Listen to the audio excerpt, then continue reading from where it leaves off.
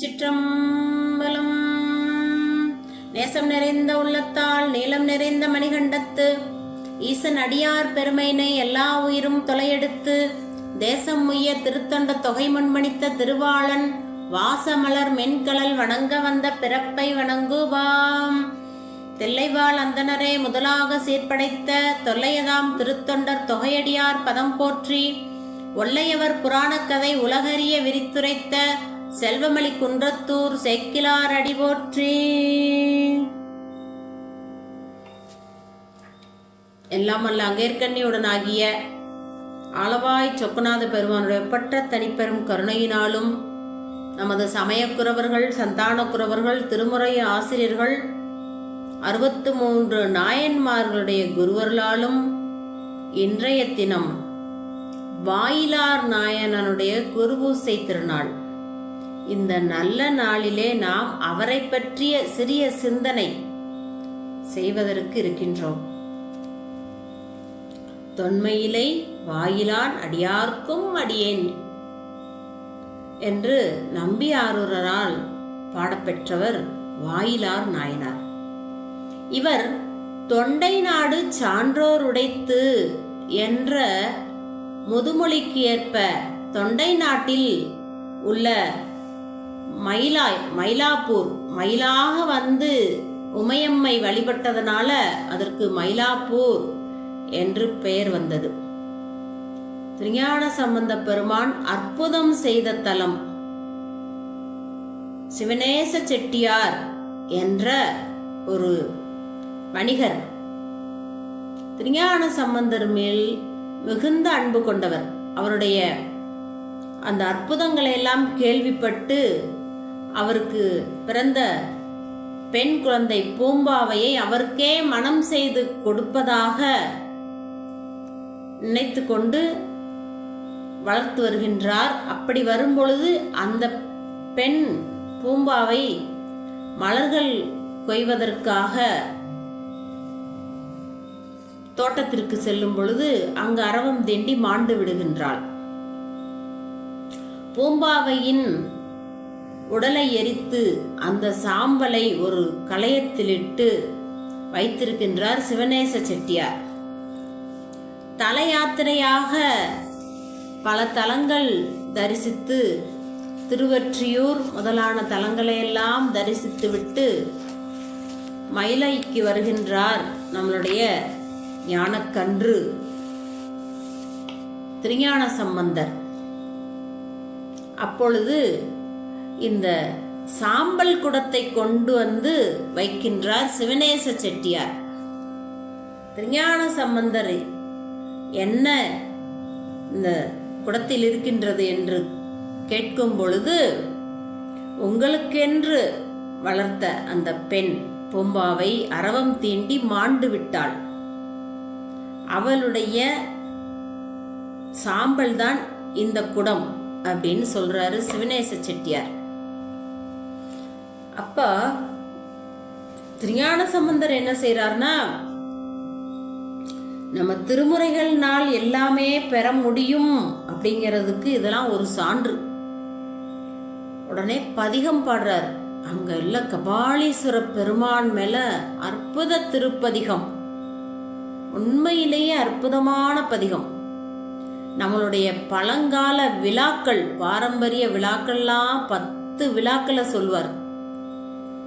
அதுல முதல் பாடல் மட்டிட்ட புன்னையம் காணல் மடமயிலை கட்டிட்டம் கொண்டான் கபாலி சரம வந்தான் ஒட்டிட்ட பண்பின் உருத்திர பல்கணத்தார்க்கு அட்டிட்டல் காணாதே போதியோ பூம்பாவாய்.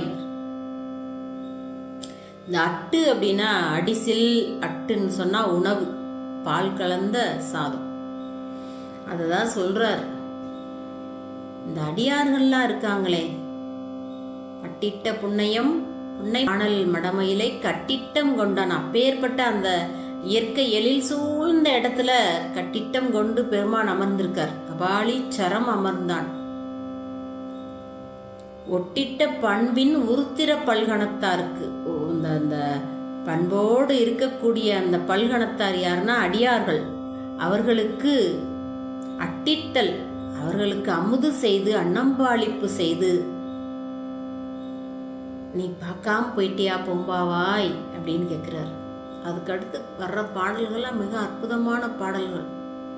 கார்த்திகை விளக்கீடு காணாதே போதியோ பூம்பாவாய், தைப்பூசம் காணாதே போதியோ பூம்பாவாய், நீராடல் காணாதே இப்படி நம்மளுடைய அந்த பாரம்பரியமான விழாக்கள்லாம் அற்புதமாக சொல்லியிருப்பார். அந்த பதியங்களை நீங்கள் பாடும்போது உணர்ந்து பாடணும். அப்போ அந்த எலும்பு குடம் 10வது பாடல் பாடும் பொழுது ஒரு கர்ப்பிணி பெண்ணுக்கு, தாய்க்கு எப்படி பனிக்குடம் உடைந்து குழந்தை வெளியில வருதோ அது மாதிரி திருஞான சம்பந்தர் 10வது பாடல் பாடும்போது எலும்பு குடம், அந்த சாம்பல் குடம் உடைந்து பூம்பாவை வெளியில வரும். பூம்பாவை எப்படி வர்றா அப்படின்னு பார்த்தா, அந்த 5 வயதுல பாம்பு தீண்டி இறந்து அவர் சாம்பலை போட்டு வச்சிருக்காரு. இப்ப அவர் வருவதற்கு 5-6 வருடங்கள் ஆயிட்டு. அப்ப இப்ப இருக்கும்போது 12 வயது இருக்கும். அப்ப அந்த 7 ஆண்டு வளர்ச்சியோட பூம்பாவை வர்றான். அப்ப சிவநேச செட்டியார் என்ன சொல்றாரு, இந்த பூம்பாவை உங்களுக்காக வளர்த்த பெண்ணு, இந்த பெண்ணை நீங்களே திருமணம் செய்து கொள்ள வேண்டும்னு சொல்றாரு. அப்ப திருஞான சம்பந்தர் சொல்றாரு, நீங்க பெற்று வளர்த்த பூம்பாவை இறந்து விட்டாள். இந்த பெண் இறைவனோட அருளால அடியேன் பதிகத்தினால உயிர் வந்ததுனால என்னுடைய மகள் ஆவாள். அதனால திருமணம் செய்து கொள்வது ஆகாது. இதுதான் நம்மளுடைய பாரம்பரியம், நம்மளுடைய வழக்கம். மற்ற மாதராரை தாயாக நினைப்பது, மகளாக நினைப்பது, சகோதரியாக நினைப்பது இப்பெல்லாம் பார்க்கும் பொழுது மிகுந்த மனவேதனையா இருக்கு. நம்மளுடைய கலாச்சாரம், பண்பாடுகள்லாம் சீரழிந்து போயிருக்கு. இப்ப இந்த வரலாறுகளையெல்லாம் கொண்டு போய் முறையா சேர்க்காதது நம்மளுடைய தவறோ அப்படின்னு நினைக்கும்படியா இருக்கு.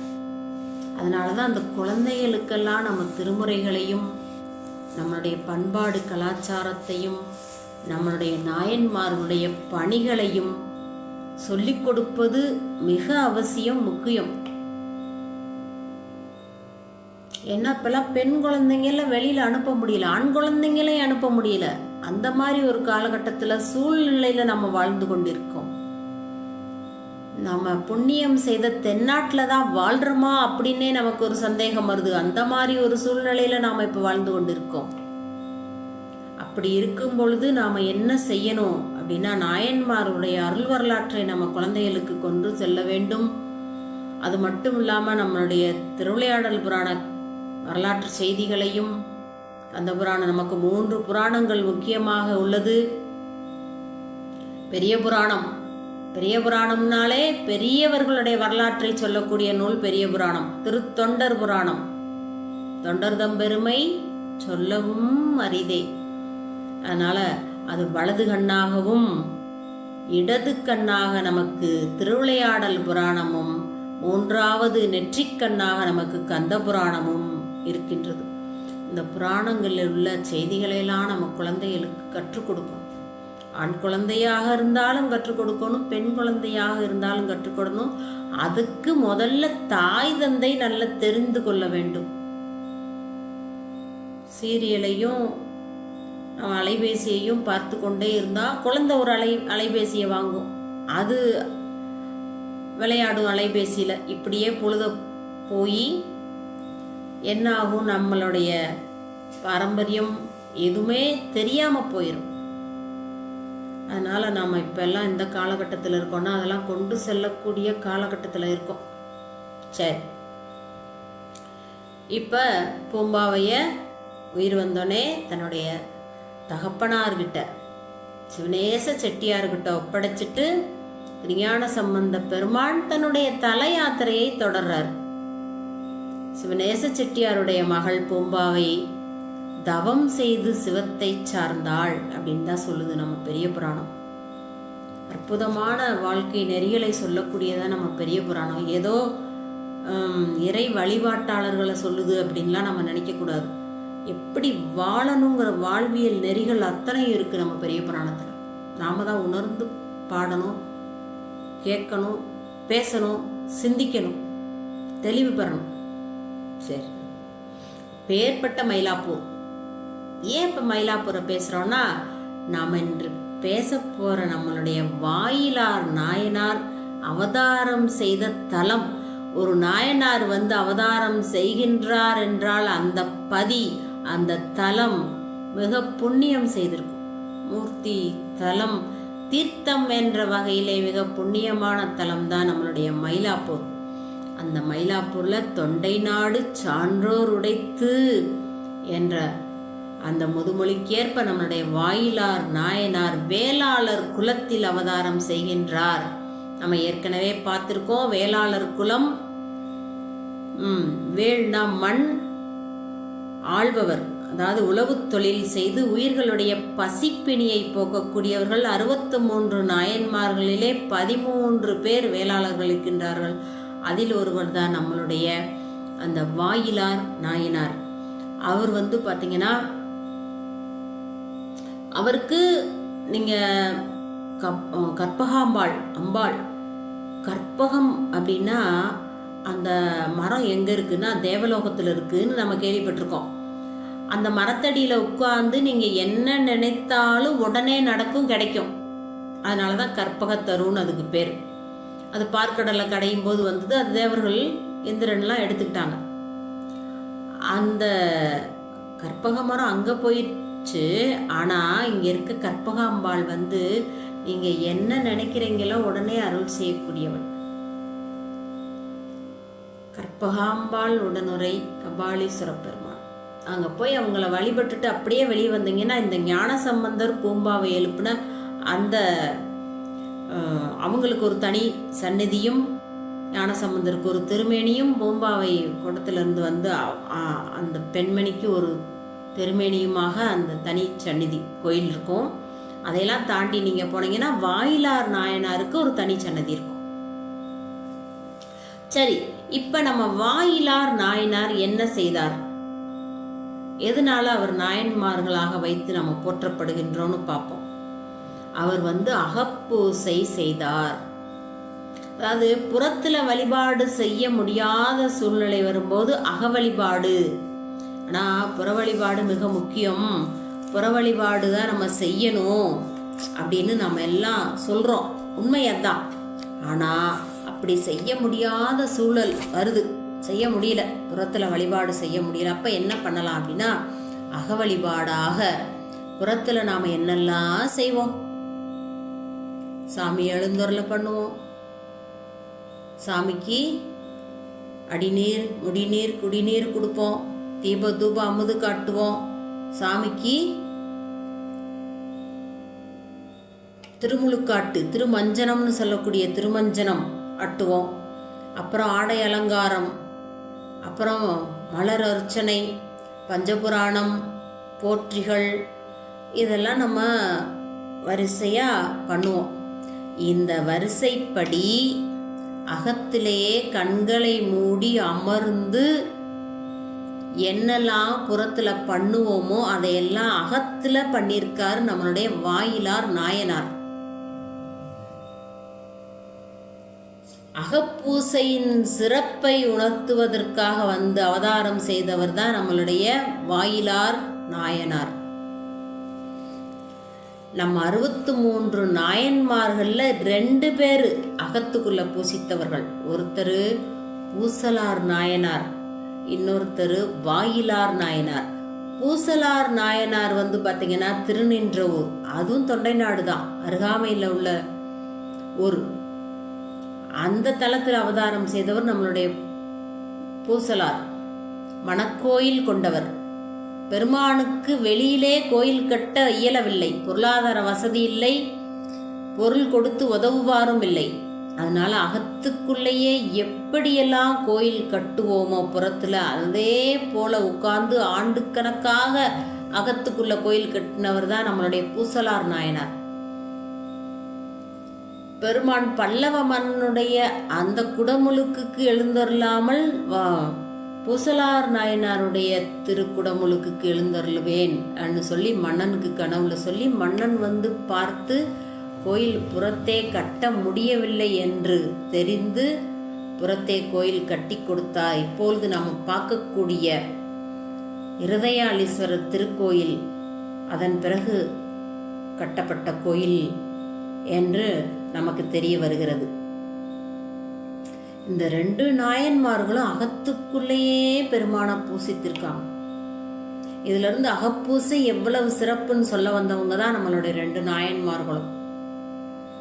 பூசலார் போல வாயிலார் அகத்துக்குள்ளேயே அர்ச்சனை, சாமிக்கு திருமஞ்சனம், தீபதூப அமுது எல்லாம் அப்படியே அகத்துக்குள்ளேயே பண்ணி பண்ணி பண்ணி தினம் விடாம தொடர்ந்து செய்யறார்.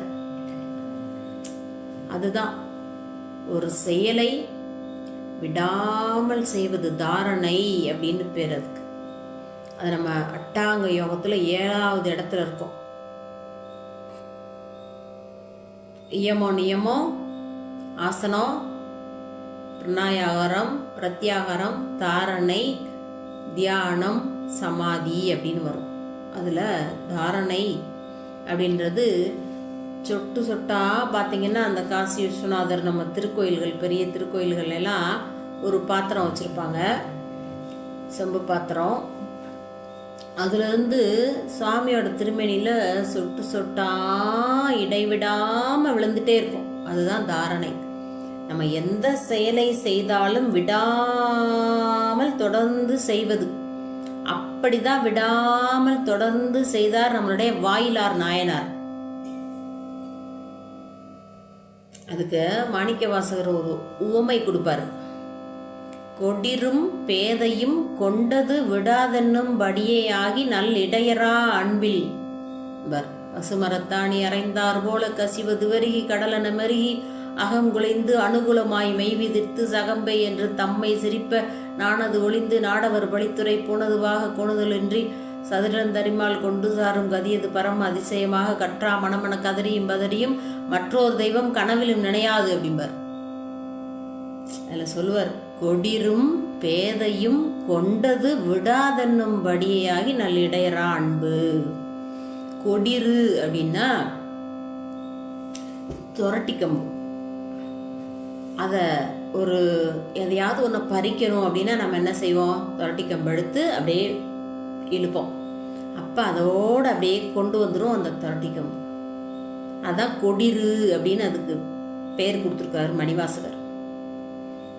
பேதைன்னு கொடுத்துருக்காரு, அது பைத்தியக்காரன், பித்தன். அவன் என்ன பண்ணுவான், பைத்தியக்காரன் சொன்னதையே விடாம சொல்லிக்கிட்டே இருப்பான். அதுக்கு தான் சொல்றாரு, நீ செய்யறதையே விடாம செய்யணும், விட்டுறக்கூடாது. அதான் யானுனை தொடர்ந்து சிக்கனை பிடித்தேன், விடக்கூடாது பிடிச்சத. அதுதான் சொல்றாரு, கொடிரும் பேதையும் கொண்டது விடாதன்னும் படியே ஆகி நல்ல இடையரா அன்புன்றார். பெருமானுக்கு நமக்கு இடையராத அன்பு, இடைவெளியே இருக்கக்கூடாது. நிறைய அன்புக்கு ஒரு பட்டியலே போடுவார். இடையரா அன்பு, சாயா அன்பு, பேரா அன்பு, பெரிய அன்பு, அப்படின்னு நிறைய பட்டியலே போடுவார் நம்ம மணிவாசகர். அவரை மாதிரி அன்புக்கு ஒரு பட்டியலிடக்கூடியவர் யாருமே இல்லை. அதுபோல இந்த பாடல் சொல்லுவார், இடையரா அன்பு அப்படின்னு. அந்த இடையரா அன்போடு செய்வதை விடாமல் செய்தவர் தான் நம்மளுடைய வாயிலார் நாயனார். அப்படி விடாமல் செய்ததற்கான பரிசு பெருமான் என்ன கொடுத்தாருன்னா சிவலோகம். சிவலோகத்துக்கு விடாமல் செய்து பெருமானுடைய திருவடியை அடைகின்றார் நம்முடைய வாயிலார் நாயனார். அவருடைய இந்த குருபூசை திருநாளில் அவருடைய அந்த அருள் வரலாற்றை நாம் சிந்திப்பதற்கு துணை செய்த குருவர்களுக்கும் திருவர்களுக்கும் கேட்டுக்கொண்டும் பார்த்து கொண்டும் இருக்கக்கூடிய அடியார் பெருமக்களுக்கும் அடியேன் நன்றியையும் வணக்கத்தையும் தெரிவித்துக் கொள்கின்றேன். திருச்சிற்றம்பலம்.